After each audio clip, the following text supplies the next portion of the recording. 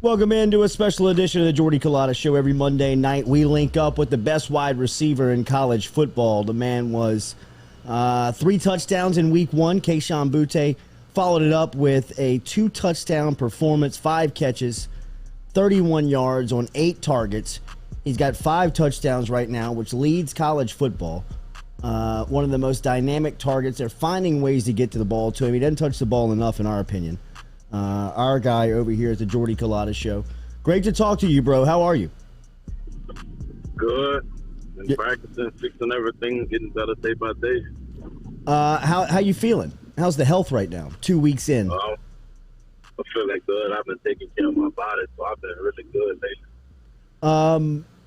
How much do you count on the off season for that? How much does getting yourself in shape for the season go into the summer months of June, July, and August?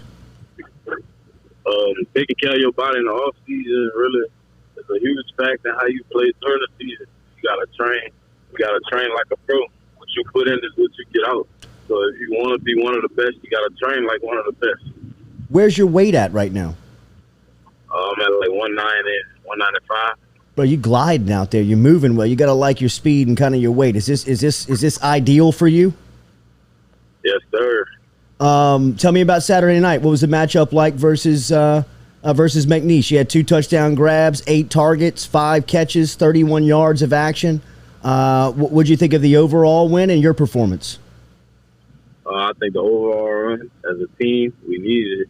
And as far as my performance, I feel like I did what I could, but I felt like I could have did more.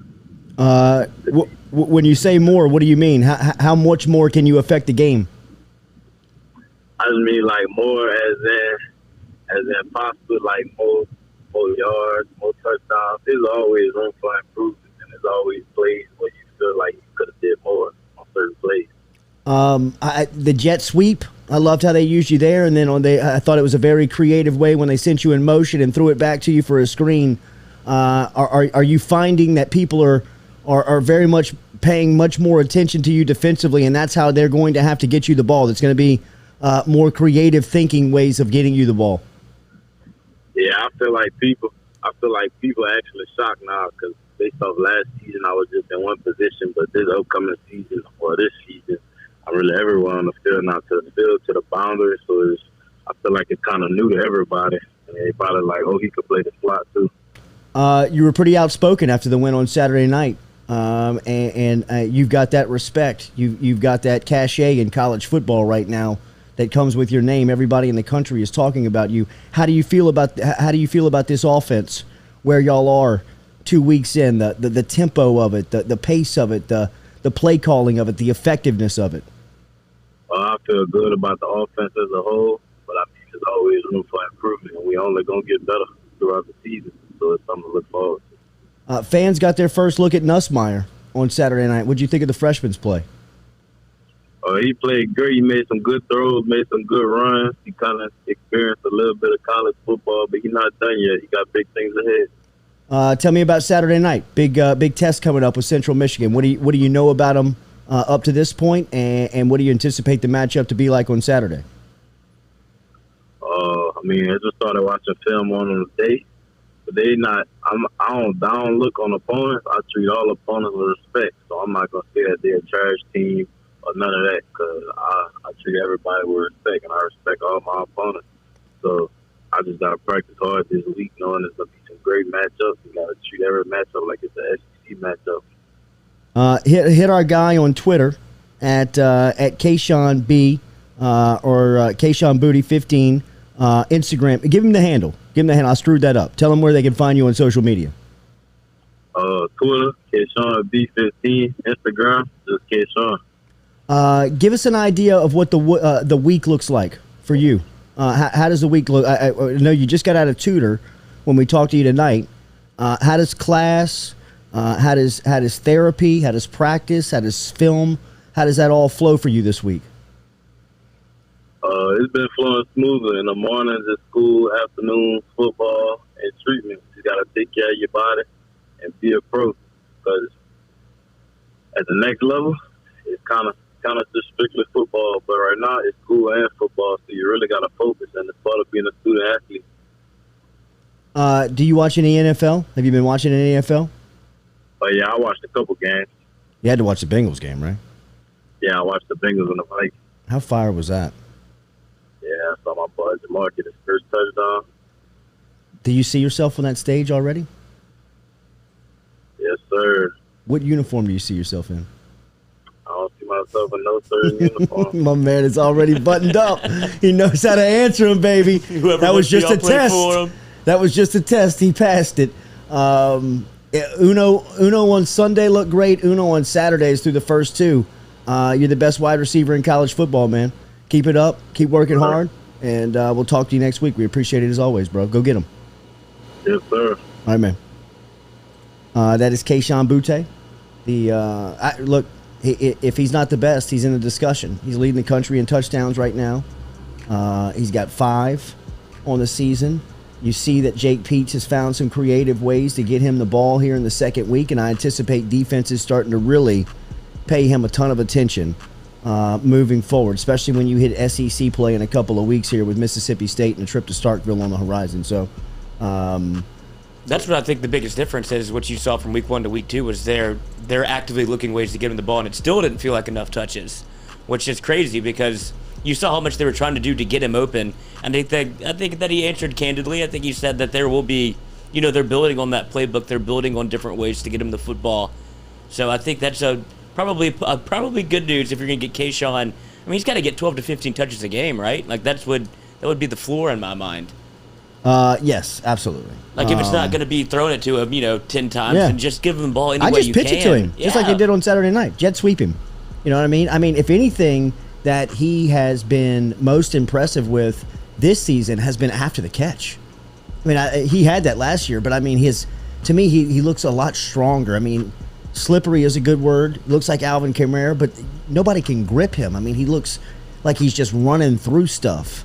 Arm tackles ain't bringing one down, buddy. And it's weird because he doesn't look like that thick. You asked his playing weight, and it's just, I think it's just that's just his innate ability as a football player to get loose a little bit. You saw it against Ole Miss, and you saw it against Florida. Certainly saw it against Ole Miss.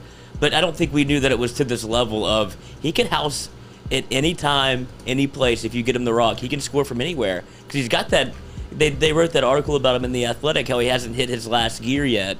So we still haven't seen how fast he actually is. I agree. I mean, and I believe that. Me too. I mean, it still feels like he's very young in his development. I mean, how he's maturing.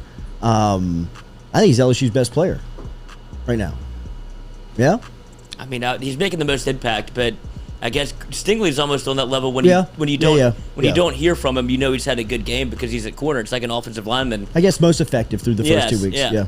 If you want to put Stingley on offense, we'll see something. You know what? At this point, I'm kind of starting to sway. I mean, they need something. They need a little spark. You know what I mean? Trey Palmer's been good. He has been. Besh has been good. Yeah. But it just feels like it's still disjointed. This is not a well-oiled machine yet. Yeah. It feels like whenever Trey Palmer gets the ball, it's like they're absolutely getting Trey Palmer the football in this play. Yeah. Whenever Jack Besh is in the game, it's like, all right, look for 80 here because they're probably he's in the game for a reason. It doesn't feel like the whole field is always open at this point yet, which I think they'll get there. Good stuff tonight. Yeah. We've got a good show tomorrow morning coming up for you. I know. Derek Stingley Sr., 8 a.m., 7:30, Frank Wilson, head coach of the Pokes, will stop by, talk about his trip to Baton Rouge and to Tiger Stadium, how his team fared, what's the health status of his quarterback after getting banged up. Sheesh. And then 8:30 tomorrow. Checking. It's a Tuesday, 8:30. Oh, I got it right here. Rohan. Absolutely. He always brings it. Even on a Saturday, he was electric. But it's a great little wrap up for your day. 8:30, little Rohan brings a little energy. 8:30 probably goes a little longer than 9 usually if it's going great. So good show tomorrow. Have a good evening. Appreciate you for stopping in here with us on a Monday night. This is usually how we'll flow. So we've got a couple of deals worked with BJ Ojulari, who we'll always link up with on a Sunday night, usually around 8 o'clock, depending on how these Sunday evening schedules work. And then Kayshon will be coming up on Mondays, and we'll talk to him on Monday nights. Just kind of in these types of intervals, just kind of a 12 to 15 minutes, see what they're up to, see what the week looks like, what they thought about the past weekend's matchup, what they look like with the weekend ahead. So that's been pretty cool. The first 2 weeks, those have worked out. Possibly some more coming up. So stick around. I'm sorry. How frustrated do you think he actually is? Like, for him to say something if you haven't seen it, in the Saturday night press conference, for him to, because he doesn't seem like he wants to say anything really when it comes to like speaking on performance. He's always saying, I got to get better. But it seemed like he kind of went out of his way, like we should have hung 60 on him. Yeah. It seems like there's a little frustration, not by him, but just by offense. getting to know him like we have the past couple of weeks. I mean, it does seem like that would be a frustration level that's probably kind of starting to boil if he's going to say something. Right. He's a quiet by nature guy. Just kind of a team guy, too. I mean, you never have to worry about if he's doing his work, if he's going to show up, if he's going to be there when the lights come on. I mean, nobody's worried about Kayshon showing up on off-season training activities or whether he's going to be there when they get off the bus at UCLA. Quiet superstar. Yes, he is. He's a superstar. He is a superstar. He's the best wide receiver in college football right now, right? Oh, are we too biased on that? There's two cats at Ohio State are real good. The Olave and the other cat. But I mean, I'm talking about through the first 2 weeks. Yeah, but he's got the leads the nation in touchdown catches. But I know that's easy to go to. Yeah. But I mean, if you just watch the game, I mean, it seems like every time he touches it, he does something. And he's only a sophomore, so he has got he's in that crop. He's in that first five of. If he went to the NFL draft, he'd be a top 15 pick this year. Top 20 pick. Yeah. So, yeah, probably. Especially if you consider him being a sophomore. He gets another year next year. I mean, yeah, probably best. He would be the one receiver you would pick if you could, because Olave is going to the NFL next year. Probably all of those guys are juniors. And you get Kayshon for another year. We'll be back with you tomorrow morning at 7 a.m. Brought to you by Go Chevrolet. Good stuff tonight, Lizzie. That sounded good. Yeah, that was good. That was good. Good take. Yeah.